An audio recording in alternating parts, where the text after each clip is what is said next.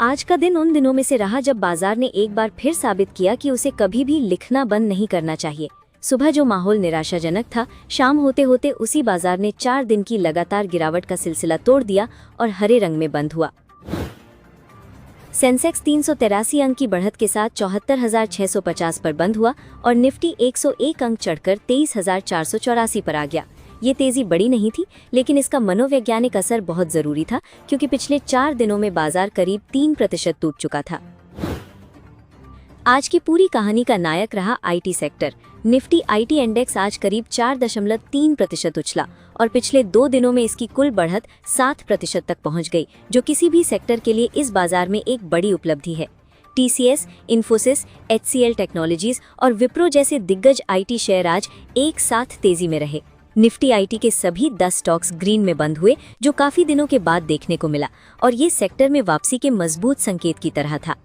IT में इस तेजी के पीछे 5 बड़े कारण एक साथ काम कर रहे थे। पहला, अमेरिकी सॉफ्टवेयर कंपनी स्नोफ्लेक के नतीजों ने अच्छी उम्मीद जगाई और दूसरा, जिन कंपनियों ने एआई को लेकर बड़े बड़े दावे किए थे कि इंसान की जरूरत नहीं रहेगी, वही कंपनियां अब फिर से लोगों को हायर करने लगी हैं।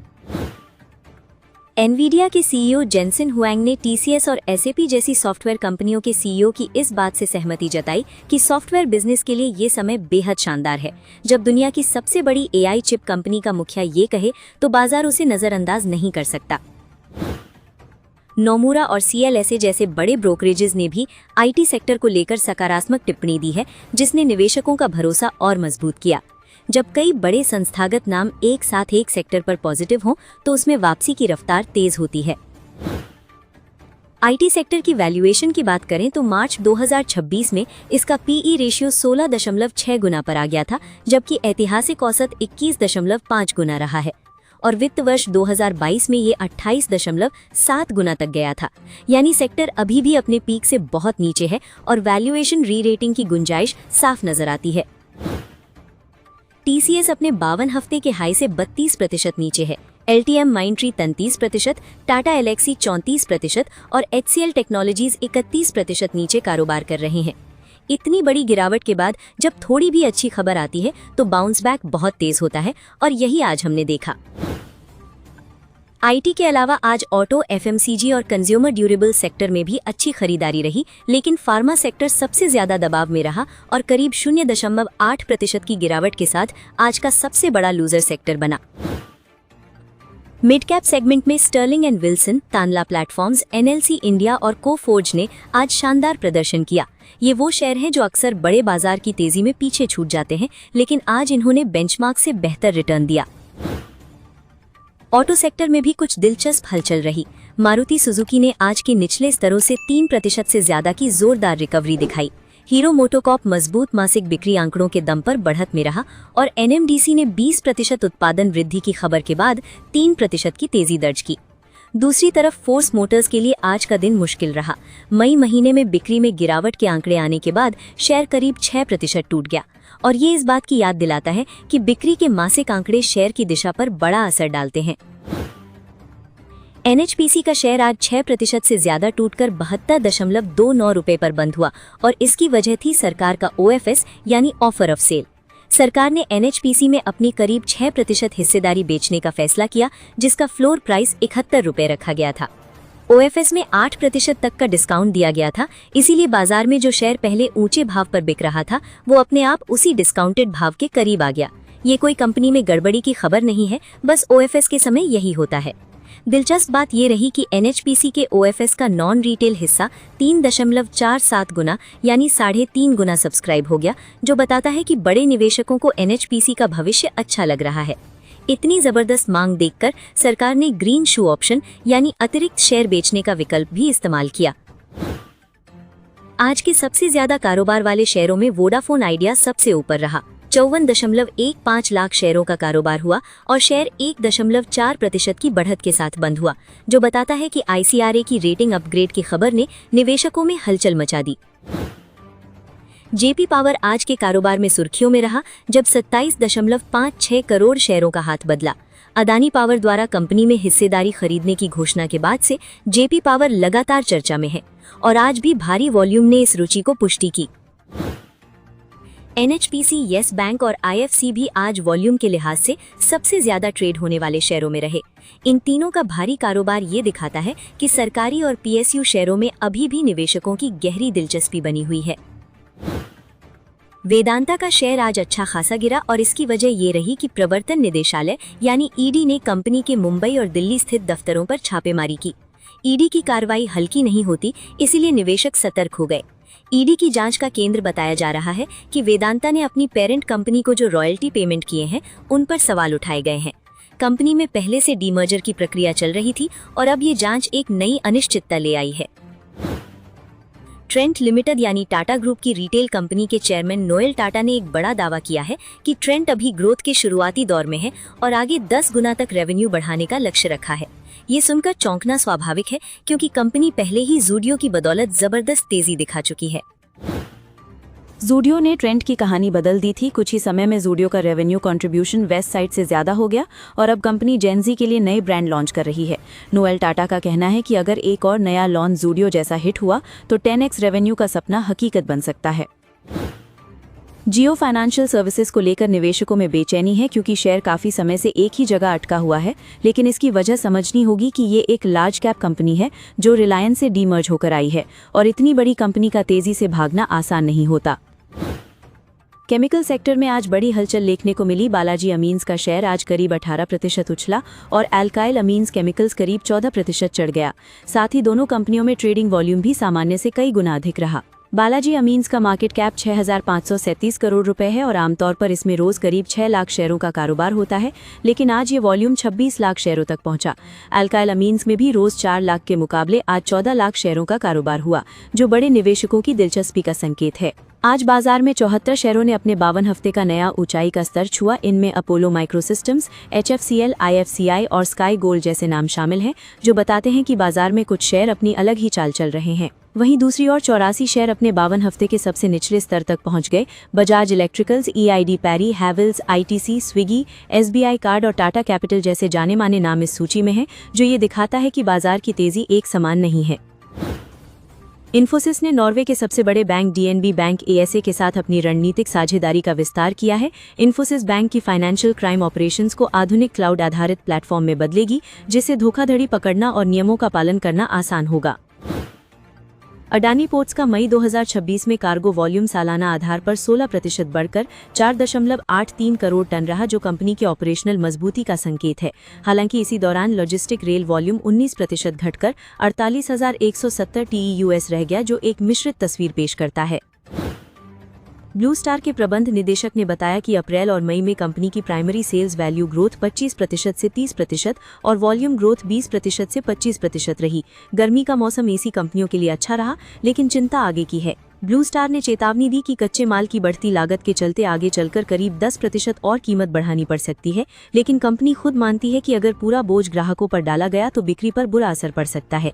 इसलिए कीमत और मांग के बीच संतुलन बनाना जरूरी होगा।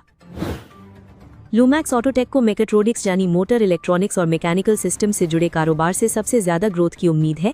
चौथी तिमाही में कंपनी ने ऑटो इंडस्ट्री से 2 से 3 गुना बेहतर प्रदर्शन किया और आगे भी इंडस्ट्री से 2 गुनी रफ्तार बनाए रखने का लक्ष्य है।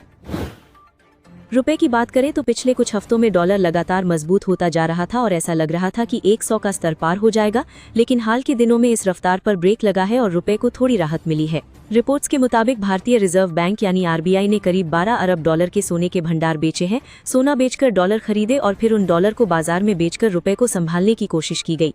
यही पुरानी कहावत का नया रूप है कि मुसीबत में सोना काम आता है। 5 जून को RBI की मौद्रिक नीति समिति यानी MPC की बैठक होने वाली है और बाजार को उम्मीद है कि रेपो रेट 5.25% पर स्थिर रखा जाएगा, लेकिन असली नजर दर पर नहीं बल्कि RBI के भविष्य के संकेतों पर रहेगी। कोटक महिंद्रा, AMC और मॉर्गन स्टैनली दोनों का मानना है कि RBI फिलहाल ब्याज दरें नहीं बढ़ाएगा, लेकिन थोक महंगाई, कमजोर रुपया, कच्चे तेल की ऊंची कीमतें और मानसून की अनिश्चितता ऐसे कारक हैं जो आगे चलकर RBI को सख्त कदम उठाने पर मजबूर कर सकते हैं। मॉर्गन स्टैनली के अर्थशास्त्री चेतन आहिया का कहना है कि महज 25 बेसिस पॉइंट की दर वृद्धि से कुछ हासिल नहीं होगा। असर के लिए 120 से 150 बेसिस पॉइंट की जरूरत होगी, जो अर्थव्यवस्था को बड़ा नुकसान पहुंचाएगी। इसलिए RBI को दीर्घकालिक नीतिगत सुधारों पर ध्यान देना चाहिए। यूरोपीय सेंट्रल बैंक यानी ईसीबी के बारे में राबो बैंक का अनुमान है कि वो सितंबर 2026 में 25 बेसिस पॉइंट की और ब्याज दर बढ़ा सकता है। यूरोप में महंगाई अभी काबू में नहीं आई है और अगर ये बढ़ोतरी हुई तो यूरोजोन में कर्ज और महंगा होगा। भारत का शेयर बाजार ग्लोबल मार्केट कैप रैंकिंग में एक पायदान खिसककर 7वें स्थान पर आ गया है। साउथ कोरिया $5.04 ट्रिलियन के मार्केट कैप के साथ भारत के $4.84 ट्रिलियन से आगे निकल गया है और ताइवान पहले ही 5वें स्थान पर पहुंच गया है। एआई और सेमीकंडक्टर सेक्टर में टीएसएमसी, सैमसंग और एसके हाइनिक्स जैसी दिग्गज कंपनियों की तेजी ने कोरिया और ताइवान को ऊपर धकेला। वहीं भारत में विदेशी बिकवाली, कमजोर कमाई और महंगे कच्चे तेल ने बाजार को दबाए रखा। आज बाजार बंद होने के बाद बुरी खबर आई। इजरायल और हिजबुल्लाह के बीच तनाव फिर से भड़क उठा और हिजबुल्लाह ने उत्तरी इजरायल पर 2 रॉकेट दागे, जिन्हें इजरायल के एयर डिफेंस ने रास्ते में ही नष्ट कर दिया। अमेरिकी राष्ट्रपति डोनाल्ड ट्रंप की संघर्ष विराम की घोषणा के बावजूद जमीन पर हालात तनावपूर्ण बने हुए हैं। इस खबर के आते ही डाउ फ्यूचर्स 200 अंक टूट गए, जो बताता है कि पश्चिम एशिया की हर हलचल का असर अब सीधे बाजारों पर पड़ता है। अगर पश्चिम एशिया में तनाव बढ़ा तो कच्चे तेल की कीमतें उछल सकती हैं, जिससे महंगाई बढ़ेगी और दुनिया भर के शेयर बाजारों पर दबाव आएगा। इसीलिए बुधवार की सुबह निवेशकों की नजर सिर्फ घरेलू आंकड़ों पर नहीं बल्कि पश्चिम एशिया की खबरों पर भी रहेगी। पश्चिम एशिया के साथ साथ यूक्रेन मोर्चे पर भी तनाव बढ़ा है। रूस ने यूक्रेन पर एक रात में 8 जिरकॉन हाइपरसोनिक मिसाइलें यानी हाइपरसोनिक मिसाइलें दागी, जो अब तक का एक साथ सबसे बड़ा ऐसा हमला माना जा रहा है। हाइपरसोनिक मिसाइल को ट्रैक करना और रोकना पारंपरिक मिसाइलों के मुकाबले कहीं ज्यादा मुश्किल होता है, क्योंकि ये ध्वनि की गति से कई गुना तेज चलती हैं। रूस की इस कार्रवाई ने यूक्रेन युद्ध को एक नए और खतरनाक मोड़ की ओर ले जाने का संकेत दिया है। भारत का डेटा सेंटर सेक्टर अगले 10 साल की सबसे बड़ी निवेश थीम बन सकता है। नोमुरा की रिपोर्ट के मुताबिक 2025 से 2030 के बीच इस सेक्टर में करीब 30% सालाना की दर से ग्रोथ होगी और भारत एशिया प्रशांत क्षेत्र में सबसे तेजी से बढ़ने वाला डेटा सेंटर बाजार बनेगा। भारत में डेटा सेंटर की आईटी लोड क्षमता 2025 में 1.5 से 1.6 गीगावाट से बढ़कर 2030 तक 7 गीगावाट और अगले दशक में 15 गीगावाट तक पहुंच सकती है। एआई और क्लाउड की बढ़ती मांग, कम निर्माण लागत और सस्ती बिजली भारत को इस रेस में आगे रखती है। इस थीम पर नोमुरा की पसंदीदा कंपनियों में ABB India, Siemens India, CG power, GE Vernova, Cummins India और हिटाची एनर्जी इंडिया शामिल हैं। डेटा सेंटर बनाने में ट्रांसफार्मर, स्विच गियर, कूलिंग और बैकअप सिस्टम जैसी चीजें चाहिए होती हैं और ये सभी कंपनियां वही बनाती हैं। ब्लैकस्टोन ने एशिया में अपना अब तक का सबसे बड़ा प्राइवेट इक्विटी फंड लॉन्च किया है, जिसमें $13.1 अरब यानी करीब 1.09 लाख करोड़ रुपए जुटाए गए हैं। ये उनके शुरुआती लक्ष्य $10 अरब से कहीं ज्यादा है और पिछले एशिया फंड के मुकाबले दोगुने से भी अधिक है। ब्लैकस्टोन पिछले 24 महीनों में एशिया में $7 अरब से ज्यादा निवेश कर चुका है और भारत, जापान, दक्षिण कोरिया पर खास ध्यान दे रहा है। भारत में उसने IGI यानी इंटरनेशनल जेमोलॉजिकल इंस्टीट्यूट और आधार हाउसिंग फाइनेंस की शानदार लिस्टिंग कराई है, जो बड़ी मुनाफे वाले निवेश रहे। अमेरिकी राष्ट्रपति डोनाल्ड ट्रंप ने अब ब्राजील के सामान पर 25% टैरिफ लगाने का प्रस्ताव रखा है। यूएसटीआर की जांच में ब्राजील की कुछ नीतियों को अमेरिकी व्यापार के लिए नुकसानदायक बताया गया है और 6 जुलाई को इस पर सार्वजनिक सुनवाई होगी। यूरोपीय संघ ने भी ट्रंप के साथ व्यापार समझौते की दिशा में बड़ा कदम उठाया है। यूरोपीय संसद की चीड़ कमेटी ने कई अमेरिकी उत्पादों पर लगने वाले आयात शुल्क हटाने के प्रस्ताव को मंजूरी दी है, जो 4 जुलाई की ट्रंप की डेडलाइन से पहले की तैयारी है। भारतीय बाजार की बात करें तो MTF यानी मार्जिन ट्रेडिंग फैसिलिटी बुक मई 2026 में रिकॉर्ड 1,26,000 करोड़ रुपए पर पहुंच गया, जो अप्रैल की तुलना में 8.75% अधिक है। इसका मतलब ये है कि निवेशक उधार लेकर भी बाजार में दाव लगाने से नहीं हिचकिचा रहे। HDFC बैंक 2,261 करोड़ रुपए के MTF एक्सपोजर के साथ सबसे ऊपर है। उसके बाद ITC, रिलायंस, जियो फाइनेंशियल सर्विसेज और SBI में दाव लगा है। पाइन लैब्स में MTF एक्सपोजर 734% बढ़कर 199 करोड़ रुपए पहुंचा, जो सबसे बड़ी छलांग है। MTF डेटा का एक पहलू ये भी है कि कुछ शेयरों से निवेशकों ने अपना लीवरेज दाव घटाया है। SBI लाइफ और पॉलीकैब इंडिया में MTF एक्सपोजर 44% घटा, जबकि सोलर इंडस्ट्रीज, परसिस्टेंट सिस्टम्स और कोफॉर्ज में भी निवेशकों ने उधार वाली पोजीशन कम की।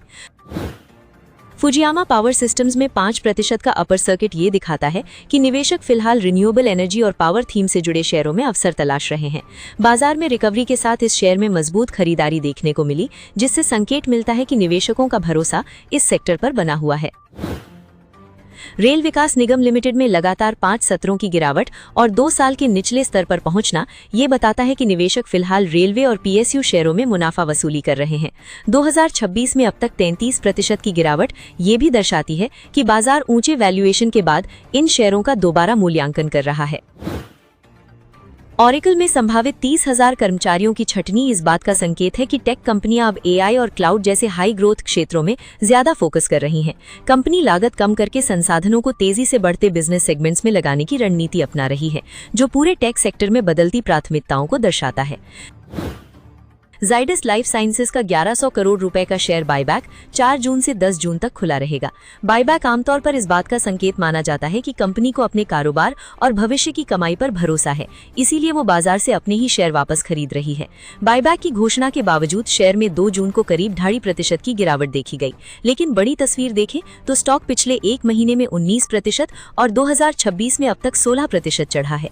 इससे पता चलता है कि निवेशकों का भरोसा कंपनी पर बना हुआ है और बाजार बायबैक के संभावित फायदे पर नजर रखे हुए है। केनरा बैंक के बोर्ड ने वित्त वर्ष 2027 के लिए 8,500 करोड़ रुपए जुटाने की मंजूरी दी है। ये फंड बेसल 3 मानकों के AT1 और टियर 2 बॉन्ड्स के जरिए जुटाया जाएगा, जिससे बैंक की पूंजी स्थिति मजबूत होगी और भविष्य में लोन ग्रोथ तथा कारोबार विस्तार को समर्थन मिलेगा। जॉन कॉकरेल इंडिया और उसकी सहायक कंपनी को JSW विजयनगर से 1,250 से 1,300 करोड़ रुपए का बड़ा ऑर्डर मिला है। राजपुताना स्टेनलेस के शेयर में 4% से ज्यादा की तेजी देखने को मिली, क्योंकि कंपनी ने मजबूत नतीजे पेश किए। चौथी तिमाही में मुनाफा 58% बढ़कर 13.10 करोड़ रुपए और पूरे वित्त वर्ष 2026 में 25% बढ़कर 49.82 करोड़ रुपए रहा। साथ ही 0.50 रुपए प्रति शेयर डिविडेंड का भी प्रस्ताव दिया गया। कॉनकॉर्ड एनवायरो सिस्टम्स की सहायक कंपनी को 16 करोड़ रुपए का नया ऑर्डर मिला है, जिसे 28 सप्ताह में पूरा किया जाएगा। ये ऑर्डर कंपनी की ऑर्डर बुक को मजबूत करता है। हालांकि सकारात्मक खबर के बावजूद शेयर 5.8% की गिरावट के साथ बंद हुआ। ओयो की पेरेंट कंपनी ओरेस प्रिज्म को अपने IPO के लिए सेबी की मंजूरी मिल गई है। अब कंपनी बाजार की परिस्थितियों का आकलन करते हुए लिस्टिंग की टाइमिंग और अंतिम फाइलिंग पर काम कर रही है, जिससे IPO बाजार में इसकी चर्चा बढ़ गई है। वैश्विक बाजारों में मजबूती के चलते कॉपर की कीमतें बढ़कर 1,377 रुपये प्रति किलोग्राम पहुंच गई। कॉपर को वैश्विक आर्थिक गतिविधियों का संकेतक माना जाता है, इसलिए इसकी तेजी को औद्योगिक मांग में सुधार की उम्मीद से जोड़कर देखा जा रहा है। आज के बाजार का सारांश समझे तो 4 दिन की गिरावट के बाद सेंसेक्स और निफ्टी हरे में बंद हुए। ये तेजी बड़ी नहीं थी, लेकिन मनोवैज्ञानिक रूप से राहत देने वाली थी। बाजार अभी भी वैश्विक तनाव, पश्चिम एशिया, यूक्रेन और ट्रेड वॉर से घिरा है, इसलिए एक अच्छे दिन को ट्रेंड बदलाव ना समझे। निफ्टी IT 2 दिन में 7% उछला। TCS, इन्फोसिस, HCL जैसे दिग्गज अपने 52 वीक के हाई से 30 से 34% नीचे हैं और वैल्यूएशन ऐतिहासिक औसत से काफी कम है। एनवीडिया जैसी कंपनी का भी IT बिजनेस पर पॉजिटिव बयान आया है। ये सेक्टर धीरे धीरे री रेटिंग की ओर बढ़ सकता है। नमूरा के अनुसार भारत का डेटा सेंटर सेक्टर 2030 तक 30% सालाना की रफ्तार से बढ़ेगा। ABB India, siemens, CG power, Cummins जैसी कंपनियां इस थीम की सीधी लाभार्थी हैं। रिटेल निवेशक इन्हें लंबी अवधि के नजरिए से देख सकते हैं। 5 जून को RBI की MPC बैठक है। दर स्थिर रहने की उम्मीद है, लेकिन आगे के संकेत बाजार की दिशा तय करेंगे। कच्चे तेल की कीमतें, कमजोर रुपया और पश्चिम एशिया का तनाव निकट भविष्य में बाजार को अस्थिर रख सकते हैं, इसलिए जल्दबाजी से बचें। आशा करते हैं आपको वीडियो पसंद आई होगी। अच्छी लगी हो तो लाइक कर दीजिए। आज की वीडियो में इतना ही, मिलते हैं अगली वीडियो में।